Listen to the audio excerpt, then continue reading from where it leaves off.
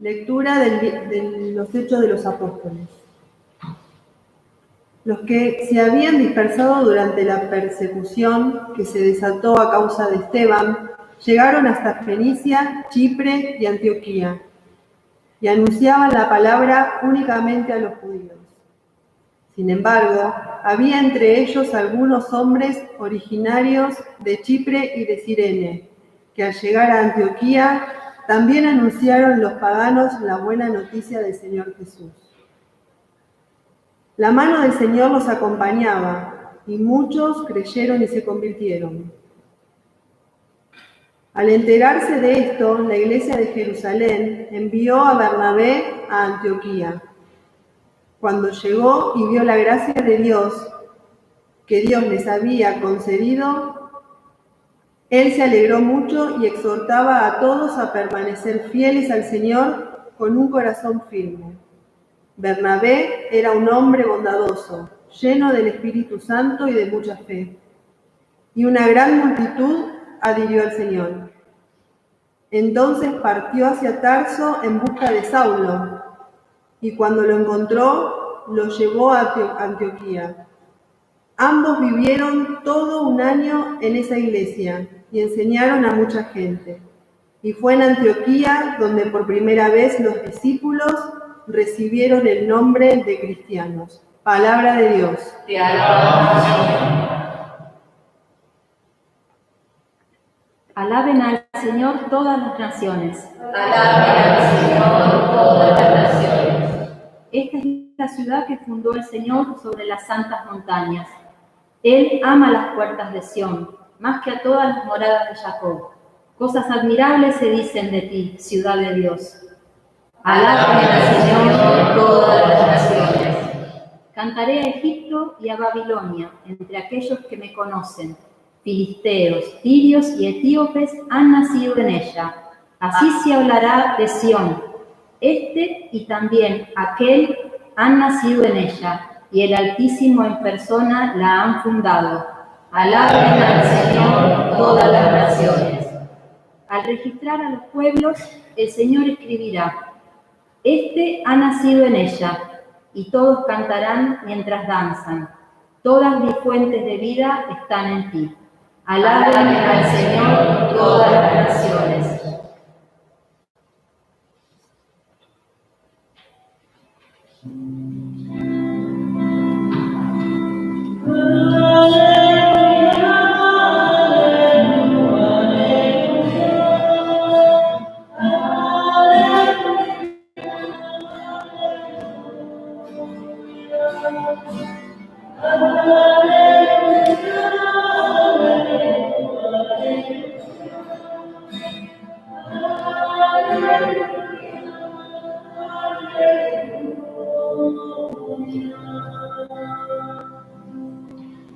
Que el Señor esté con todos ustedes. Evangelio de nuestro Señor Jesucristo según San Juan. Se celebraba en Jerusalén la fiesta de la dedicación. Era invierno. Jesús se paseaba por el templo en el pórtico de Salomón. Los judíos lo rodearon y le preguntaron: ¿hasta cuándo nos tendrás en suspenso? Si eres el Mesías, dilo abiertamente. Jesús les respondió: ya se lo dije, pero ustedes no lo creen. Las obras que hago en nombre de mi Padre dan testimonio de mí, pero ustedes no creen, porque no son de mis ovejas. Mis ovejas escuchan mi voz. Yo las conozco y ellas me siguen. Yo les doy vida eterna. Ellas no perecerán jamás y nadie las arrebatará de mis manos.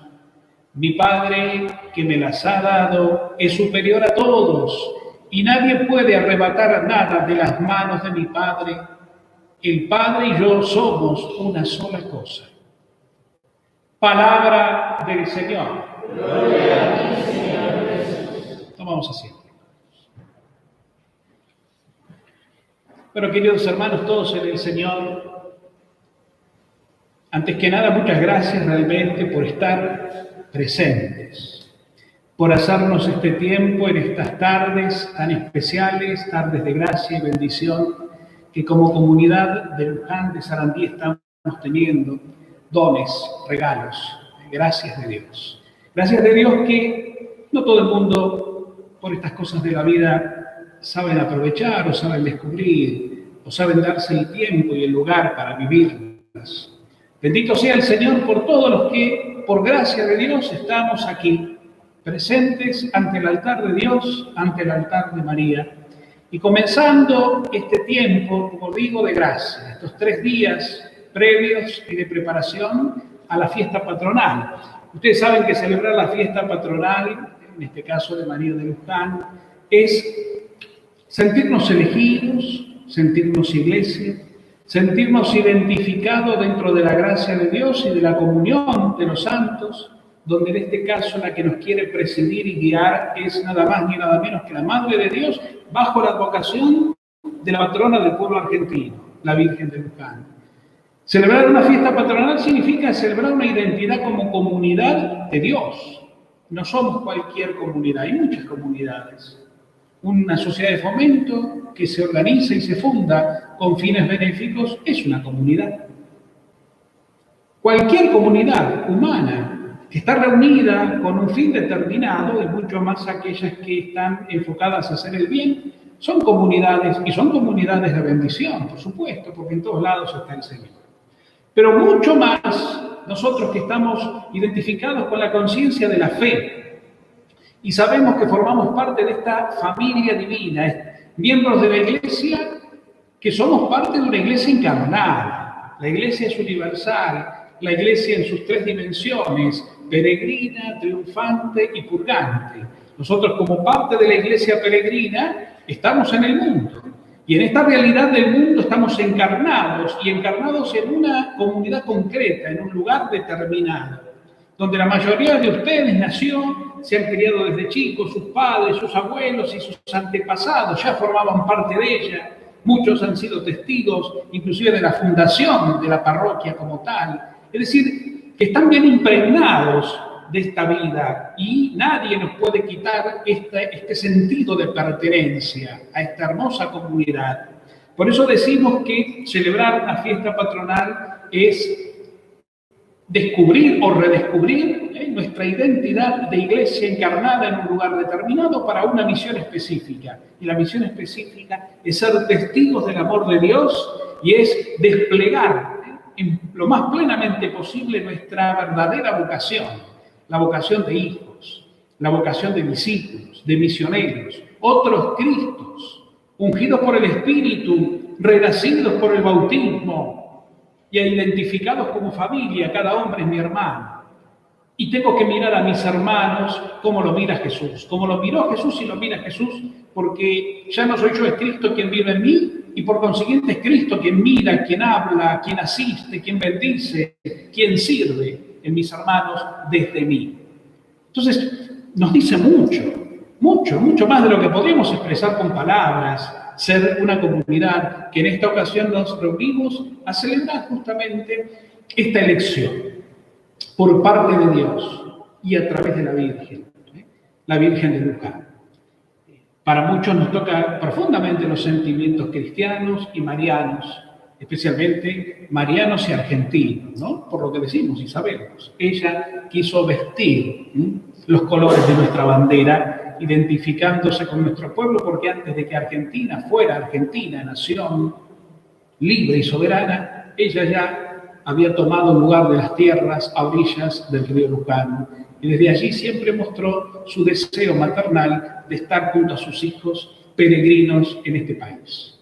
Y por eso, desde su santuario, lugar referente para todos, recibe todos los días y anualmente a millones y millones de peregrinos, no solo de nuestra patria, sino venidos de toda parte del mundo, que con devoción asisten a ella en sentimiento de peregrinación, para ofrecerle corazones, intenciones, necesidades y la vida misma. Como cada año en la peregrinación juvenil del mes de octubre, caravanas de miles y miles de peregrinos de toda edad, aunque se dice peregrinación juvenil, pero de toda edad, se sienten llamados a la Madre. Y eso también nos muestra, por supuesto, que la Iglesia, el pueblo de Dios, nosotros, la familia del Señor, estamos marcados por una identidad profundamente mariana. Y entonces también reconocemos que es ella la que nos sostiene. Así lo quiso Jesús. Cuando al pie de la cruz la entregó como madre a todos los hombres en la persona del discípulo amado, estábamos todos ahí identificados y ella lo fue comprendiendo. Y ahora, llena de gracia y de gloria, coronada de toda dignidad junto al Padre y al Hijo en la gloria, bueno, se toma tan en serio ese papel maternal que siempre viene al encuentro de los hijos. No es una reina lejana, no es una madre de título, es protagonista en la historia de los hijos y está con nosotros. Y por eso entonces, en este año particularmente que nos toca vivir, bueno, nosotros tenemos que sentirnos acompañados. Tiempos difíciles, situaciones tan particulares, extrañas, indeseables e inimaginables al mismo tiempo. ¿Quién se iba a imaginar, tal vez cuando comenzó este año, que íbamos a estar en estos meses así como estamos? Llamados a quedarnos en casa, llamados a guardarnos, con temor a enfermedades, a peligros, cuidándonos de todo, tapándonos nuestro rostro, que justamente es lo que nos identifica, un rostro identifica a una persona. Y sin embargo, ahora lo tenemos que tener tapado porque es la forma de cuidarnos y cuidar al otro. Cosas realmente muy particulares, muy puntuales, que no hay duda alguna que nos sacan de lo común, que nos sacan de las costumbres propias de la vida. Yo les decía en la nota editorial que hemos publicado con ocasión del boletín parroquial virtual en estas ocasiones, ¿no?, de este mes de mayo, que cuántas fiestas patronales hemos celebrado. Fiestas patronales a toda pompa a lo largo de tantas generaciones, con los fogones, con procesiones, con peregrinaciones, con novenas, con tribus, con misas, con celebraciones de todo tipo. Este año el templo vacío. Y lo tenemos que celebrar, sí, pero de otra manera, distinto. Porque la vida nos ha cambiado. Porque la realidad nos ha trastocado desde lo más concreto y profundo. Y bueno, y esto lo venimos meditando ciertamente ya desde lejos. Toda una cuaresma, así hemos vivido prácticamente. Una Semana Santa, que la hemos celebrado por gracia de Dios, pero de manera diferente. Y todo este tiempo, y quién sabe hasta cuándo, que se prolongará, distinto. Pero no por eso menos eficaz, al contrario. Y de esto se trata, encontrarle la vuelta y ver el secreto, escuchando en el trasfondo, en esas letras chicas de la vida, realmente qué nos está diciendo Dios, de qué nos está hablando ahora el Señor. Esas letras chicas que generalmente no solemos leer en la vida porque nos quedamos con lo grande, porque hay mucho que hacer y no hay tiempo para perder. Pero ahora todo cambió. Y ahora el tiempo también se nos presenta de otra manera. Y la letra chica brilla por sí misma. Hay que empezar a leerla. Y hay que empezar a leerla con detalle. La letra chica de la voz de Dios. La letra chica de la manifestación del Señor en el signo de estos tiempos concretos que transcurren. ¿Qué nos está diciendo Dios? ¿Qué nos está diciendo a todos? ¿Qué le está diciendo Dios al mundo? Dios a nosotros personalmente. ¿Qué quiere? ¿Qué espera? ¿De qué nos está hablando? Eso que muchas veces no queremos escuchar o tapamos con regias excusas. Pero el Señor habla y ahora es como que no nos queda otra que detenernos a escuchar. Porque si no, cuando no nos detenemos a escuchar y a leer esas letras chicas de la vida, donde Dios está hablando, en este tiempo de cierta quietud y encierro, aflora el otro. Ahora no me puedo escapar con el hacer. Pero sí, si no hago lo que tengo que hacer, aflora la ansiedad, la angustia, la inquietud y un montón de cosas de la vida. Los nervios, las tristezas. No me aguanto, estoy ansioso, ansiosa. Queremos salir, nos sentimos ahogados, sofocados, encerrados, presos. Todos síntomas de que estamos acostumbrados a escapar bajo las importantes excusas del hacer, de lo que tenemos que hacer, del trabajo, del estudio, de la facultad. Sí, claro que sí. Hay que hacer. ¿Y el ser para cuándo? Ahora, el ser habla por sí mismo, se manifiesta en sí mismo. ¿Y dónde está la respuesta al ser para encontrar lo profundo del mismo? En esta letra chica de que estamos hablando, es decir, en la voz de Dios. Por eso, para nosotros que estamos reunidos celebrando el triduo de preparación a la fiesta patronal y ya a las puertas del Día de la Virgen, es un tiempo de gracia para serenarnos, para parar, para escuchar, para de una vez por todas animarnos a estar entregados a Dios, descansando en Él, postrados a sus pies, diciéndole que solos no podemos, y Él sin duda que está dispuesto a echarnos una mano. Es un tiempo de gracia, de grandes purificaciones. Es un tiempo para, también, entre otras tantas cosas, para descubrir lo maravilloso de la palabra que en estos días se nos presenta, ¿no? En este tiempo pascual. La Virgen está de nuestro lado y ella también nos está animando a no decaer, a no bajar los brazos, a no tener miedo. Yo estoy contigo. ¿Acaso no soy tu madre? No tengas miedo. Vamos juntos a esta aventura del sumergirnos en lo profundo del ser para escuchar a Dios. Porque solo escuchando a Dios encontraremos nuestra verdad y ahí estará la paz, la sanación, la liberación, el consuelo, la alegría verdadera, ahí en el encuentro. Es un tiempo de encuentro. Y yo creo que estamos encontrándonos. Como muchos de ustedes que se están manifestando a través de las redes sociales, poniendo sus intenciones, poniendo su forma de participar. Y está bueno, háganlo porque es esta forma de compartir la Eucaristía aún en la distancia, aprovechando esto que es tan noble y bueno en sí mismo como las redes sociales, que cuando las usamos bien y para las cosas nobles como estas, obviamente que dan mucho fruto.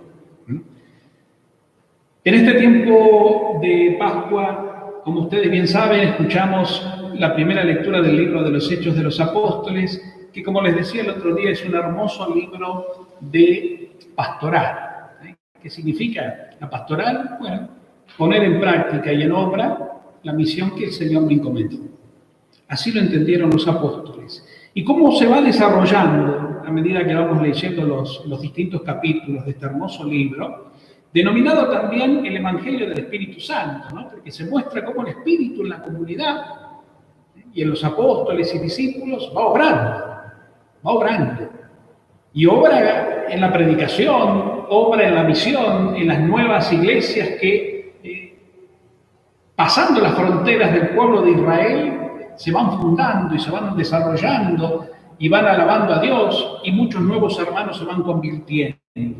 En este texto de hoy, del capítulo 11, versículo 19 en adelante, veíamos cómo Esteban, dice que este apóstol, Esteban, tan lleno del Espíritu, llegó a tierras lejanas y pasando por Fenicia y Chipre llega a Antioquía.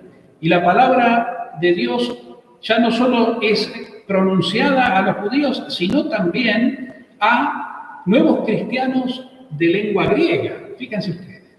Si para un judío había un pagano, es decir, un alejado de Dios y de la verdadera ley, era un griego.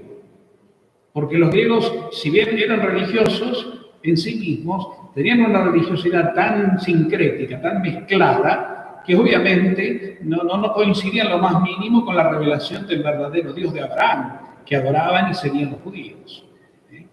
Los griegos tenían muchos dioses. Y tenían tantos dioses, sí, que bueno, que cada uno lo usaban según lo que ellos consideraban. Estaba el Dios del amor, estaba el Dios de la vida, estaba el Dios de acá, de allá, de la fuerza. Distintos dioses a los cuales había que recurrir según necesidad. Por eso, obviamente, a los ojos del judío, ortodoxo y monoteísta, contemplar a un griego en esa dimensión religiosa se lo consideraba más que un pagano. Y es más, muchos griegos, siendo aún tan religiosos, no creían en la resurrección, cosa que el judío, y por supuesto mucho más el cristiano, cree, ¿no? Será tema posterior de la misión de Pablo, en una discusión que tendrá con ellos más adelante. Pero lo que vemos hoy es esto, entonces, que Esteban incursiona en esta nueva cultura. Y en esta cultura tan alejada de la verdadera identidad judía, él le predica a Jesucristo. Porque el apóstol comprende esto, ¿no? Que este llamado a la evangelización es universal. Que la palabra de Dios no tiene fronteras. Y que todo hombre está llamado a conocer la verdad. Esa es la voluntad del Padre, y así lo expresa Jesús. Y así lo entiende el discípulo, así lo entiende el apóstol. ¿Ven? Yo creo que esto lo tenemos que entender nosotros. Porque si no, queda la palabra de Dios como algo lejano, como algo escuchable, pero nunca identificable. Acá se nos está llamando a identificarnos con ella, porque hoy nos toca a nosotros. Este es nuestro día, este es nuestro tiempo. Ya no el de Esteban, ni el de Bernabé, ni el de Pablo. El tuyo, el mío, el de cada uno de nosotros. Hoy apóstoles somos nosotros, que no tenemos que ponerle fronteras, ni, digamos, cerrar, enjaular la palabra de Dios. Porque la palabra de Dios es espíritu, y el espíritu, decía Jesús, es como el rayo. Aparece en una punta y termina en la otra del cielo sin saber a dónde viene ni a dónde va, al igual que el viento. Entonces nosotros estamos llamados a hacer prolongación de la palabra de Dios. Porque por eso tenemos no solo el llamado al apostolado, sino también el llamado a la profecía. Sos un profeta, sos una profeta del Señor. Y el profeta lo que hace es hablar la palabra de Dios, transmitirla, compartirla, anunciarla. Y después aparece ciertamente ya en la última parte del relato la figura de Saulo, que es Pablo, que ya experimentó la conversión, es decir, el primer encuentro con Jesucristo, y ahora está llevando adelante en su vida todo un proceso, un camino de conversión, que como les decía el otro día, no es algo de un día para otro, es un camino, donde hay purificaciones, donde hay cambios, donde hay crisis, donde uno tiene que ser llevado. Y por eso los apóstoles envían a estar con Pablo a Bernabé. Bernabé, un hombre justo, un hombre bondadoso, lleno del Espíritu Santo y de mucha fe. Bernabé, después de contemplar lo que Dios hacía en Grecia, se va a encontrar con Pablo y lo va acompañando a Pablo en todo su proceso de crecimiento, de maduración y de conversión. Es como una especie de compañero espiritual, de catequista, ¿no? Le va guiando. Y juntos después irán a evangelizar nuevas tierras. Es maravilloso cómo el Espíritu obra. El Espíritu obra en gente sencilla, en gente como en el caso de Bernabé, bondadosa, llena del Espíritu Santo y de mucha fe. Tal vez estas tres pautas sean justamente lo que Dios espera de nosotros. Que seamos bondadosos, que seamos llenos del Espíritu Santo, que de hecho lo tenemos, hay que dejarlo fluir, que salga Él y no yo, y que tengamos mucha fe. Es decir, que confiemos mucho en Dios y no en nosotros. Entonces no nos hundamos en nuestras problemáticas, en nuestros temores, en nuestros miedos, en nuestras culpas, en nuestras oscuridades. No vale la pena. La fe es eso, es creerle a Dios, agarrarme de Dios, ponerme en sus manos y dejar que Él obre a su tiempo y a su modo, y yo confiar en eso y quedarme en paz. Y darle la espalda a toda esa oscuridad que me viene acompañando. Acuérdense que si hay sombras en mi vida es porque hay una luz antes que me alumbra. Acuérdense de eso. Y la luz es el Espíritu Santo.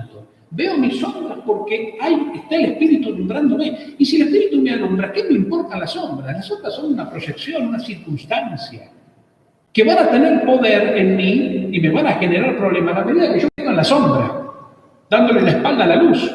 No tengo que darle la espalda a la luz, tengo que darle la espalda a la sombra y ver la luz y dejarme iluminar para luego yo también luz. Eso es tener fe. Y entonces vivir la bondad. Que la bondad no solamente es ser bueno, macanudo, que está bien y hay que ser, sino algo mucho más profundo. ¿Por qué me llamas bueno? Dirá Jesús a alguien que se encuentra con él en una ocasión y le dice que es bueno. ¿Por qué me llamas bueno? Maestro bueno. ¿Por qué? Solo Dios es bueno. ¿Qué le está diciendo Jesús? ¿No? Que si descubrís en mí esa bondad, es porque estás descubriendo a Dios en mí. No hay nada bueno que tengas que no lo hayas recibido, le dirá después el maestro. Entonces, Bernabé, vos, yo, estamos llamados a eso, a que la bondad de Dios se manifieste, no mi bondad. Sé macanudo, claro que sí, sé bonachón, y todo lo que eso significa. Pero fundamentalmente deja traslucir en vos las bondades de Dios que te dio. que te confío. Y por último, el Evangelio de Juan, seguimos escuchando a Juan, que es, por decirlo de alguna manera, a continuación de lo que escuchamos tan bien el otro día, el día domingo, cuarto domingo de Pascua, el domingo del buen pastor, ¿no? Jesús se sigue manifestando a los judíos como el buen pastor. Es el buen pastor que viene realmente a guiarnos, que no solo es pastor porque nos guía, nos cuida y nosotros somos su rebaño, que eso es hermoso y fundamental, porque si Él es nuestro pastor nada nos puede faltar, dirá el Salmo 22, sino porque nos decía el otro día también de que al entender, ¿no?, al decir de la cultura judía, del ejercicio pastoril, ¿no?, el pastor también era puerta de las ovejas, porque era el que se quedaba a cuidar la puerta durante la noche, esa puerta angosta, donde en el redil estaban y solamente una oveja pasaba para llevar control de ellas. Entonces a la noche no había puerta, la puerta era el mismo guardián, un pastor que se iban turnando con los otros para cuidar el rebaño, de que no se escape ninguna y ni de que venga de afuera un animal rapaz a dañarlas. Entonces yo soy la puerta, mis ovejas pasan a través de mí, dirá el Señor. Soy pastor y puerta.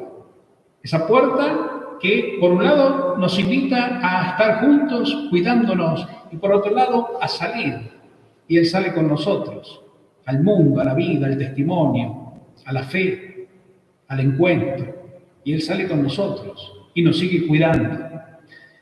Maravillosa siempre esta imagen tierna y dulce del buen pastor.